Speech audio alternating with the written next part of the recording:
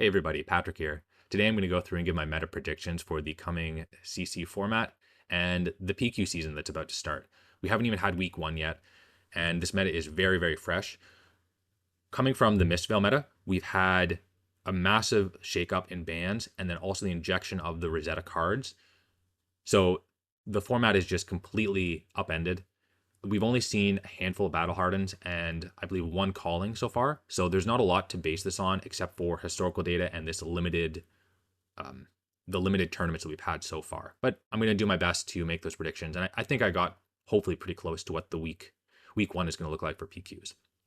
So let me walk through the predictions here, just explaining the different brackets. This isn't really a tier list. It's more just a prediction about like who's going to perform best, what the like highest representations and what the highest winners are likely to be in the start of the season at the very least. So up in best deck and format, this is just going to be Enigma. And that is based on Enigma showing up in force for the calling, being the most highly represented deck in day 1, has a really strong conversion rate into day 2, and I think was also the most represented deck in day 2 as well. And then converted 3 copies to the top 8, and then even took down the whole event. So she's just been an absolute warping deck to the format. I don't think that's going to stop with the PQ season. She's a high skill deck, but at this point, people have been playing for a while, and there's also just a bunch of lists out there that are proven. So I don't expect her to fall off too quick. However, in this contenders bracket or contenders tier, at the very top, I have Aurora, and I think that she will vie for best deck and format. She's the best. She looks like she's the best aggressive deck in the format.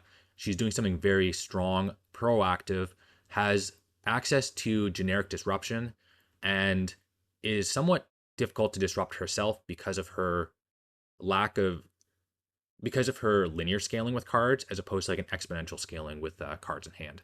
So for that, she is top of this contenders tier. I expect her to be one of the most winning decks in the coming week. And then next we have Azalea, Florian, and New all sitting in that contenders tier as well. And that's just due to their performance and their showings in the calling and the battle harness we've had so far. As well, Azalea and New have been historically very strong decks in the previous format. And Florian is also looking to do something very strong with one of the new Earth heroes, right? There's a lot of a large card pool that he has access to. Okay, next we have the unproven / meta calls bracket. And starting off with the unprovens, there's going to be Viserai, KO, Dash OG, Levia, and Verdance. All of these have shown up in good numbers in the last few events, and they've kind of shuffled around in terms of like their conversion rate from day 1 to day 2, or I guess day 1 to day 2, or like day 1 into their top 8 if you're talking about a battle hardened. But they all kind of have a chip on their shoulder. They look like they're going to be some really strong decks, but they just need to put up the numbers. So we'll see if that is true for these, especially decks like Verdance, where I don't think the best deck is really figured out. And it's a little more difficult to build than someone like Florian. Okay, next we have a couple of meta calls in Kano, Prism, and Victor. All 3 of these heroes have historically been kind of polarizing and kind of gatekeepy in the way that they play. And I think that is going to be the continuing trend.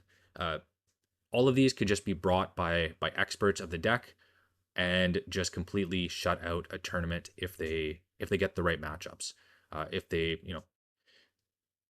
If Victor doesn't run into decks like Enigma or Aurora even, and just kind of squashes the rest of the decks that he sees, he can be very dominant. Similar story for Prism, and similar story for Kano. Kano has also shown up in force at PQs historically, so I do expect him to continue to do that, despite the fact that he got two of his books banned.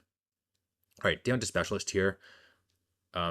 So right off the get-go, Dash.io is kind of an outlier here because she will be getting, Dash will be getting a new armory deck that is legal, I believe, week 3 of PQ season.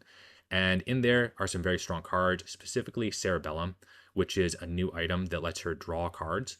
And once she gets that, I think she's just going to bust out of specialist tier and she's going to go up into like the contenders.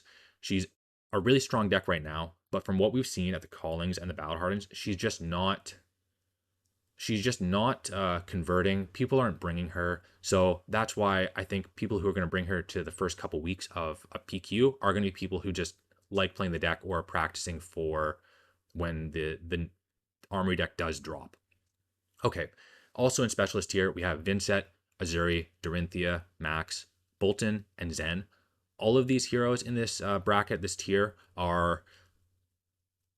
they're not the strongest in this meta, but I think if you have a lot of reps, then people will still feel comfortable bringing them because they can just be very skill expressive and they all do something inherently powerful.